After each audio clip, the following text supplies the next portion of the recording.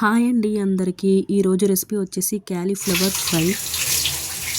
ముందుగా క్యాలీఫ్లవర్ని బాగా సన్నగా కట్ చేసుకోవాలి. కట్ చేసుకున్న తర్వాత ఇలా వేడి వాటర్లో వేసుకొని ఒక 5 మినిట్స్ ఉంచాలి. ఉంచిన తర్వాత ఆయిల్ వేసుకొని క్యాలీఫ్లవర్ని వేసుకొని బాగా మగ్గించుకోవాలి. ఇలా మూత పెట్టి బాగా మగ్గించుకోవాలి. కొద్దిసేపు ఆగిన తర్వాత కొంచెమంత పసుపు, కొంచెం ఉప్పు, కరివేపాకు వేసుకొని బాగా కలుపుకోవాలి. పసుపు ఉప్పు దానికి పట్టే విధంగా కలుపుకోవాలి. మొత్తం ఫ్రై చేసుకొని పక్కన పెట్టుకోవాలి. పక్కన పెట్టుకున్న తర్వాత ఆయిల్ వేసుకొని పోపు దినుసులు, ఉల్లిపాయలు, పచ్చిమిర్చి, అల్లం వెల్లుల్లి పేస్ట్ వేసుకొని బాగా ఎర్రగా అయ్యే విధంగా కలుపుకోవాలి.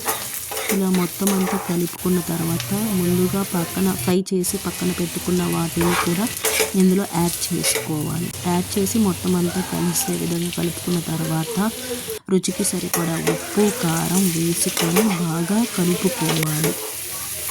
ఇలా మొత్తం అంతా కలుపుకుంటే మనకి క్యాలీఫ్లవర్ కూర రెడీ అవుతుంది ఫ్రెండ్స్.